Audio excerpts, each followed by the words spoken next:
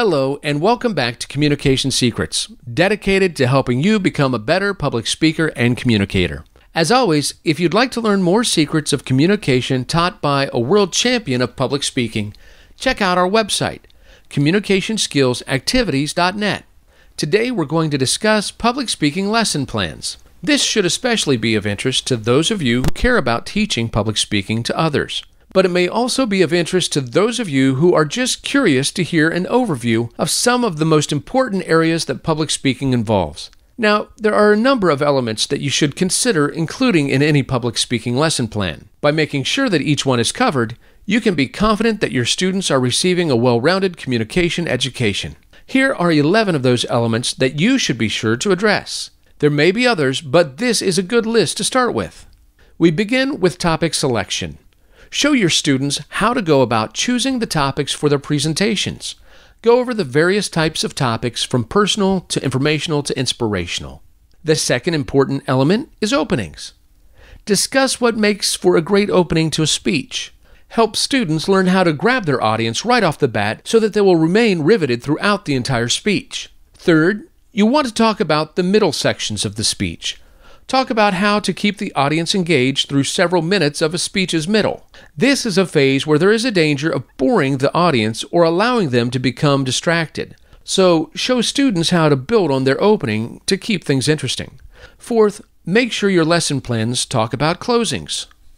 Explore the various goals of a speech's closing. Sometimes it is to reinforce a particular message. Other times it is to leave the audience with a certain emotion. Still other times it is to encourage a specific action. Talk about how to decide which goal the closing has in a given speech and how to best achieve that goal. The fifth aspect to cover is crucial, and that is stories. Stories are the lifeblood of public speaking, and all public speaking lesson plans should cover them in depth. Help students mind their lives and experiences for stories worth sharing, and then craft those stories in effective and engaging ways. The sixth aspect, also crucial, is humor. Just about every speech can benefit from at least a little lightheartedness. Show students how to find the humor in almost any topic and use it to win over the audience and set up a receptive tone. Element number 7 is emotional language. Word choice can make the difference between a mediocre and a compelling speech. Demonstrate to students how to determine the emotional tone a given talk should embody, and how to then replace neutral or opposing words with ones that convey the desired emotion with power. Element number 8 is body language. It can be easy to forget how much information an audience reads in from a speaker's movements or non-movements. Make students very aware of the messages sent simply by where and how they stand and move during their talks. Show them how to use movement to reinforce rather than distract from their verbal message. Very connected to body language is the 9th element you want to cover in your public speaking lesson plans: voice tone. Like body language, voice tone also conveys a tremendous amount of information that can either enhance or detract from a speech.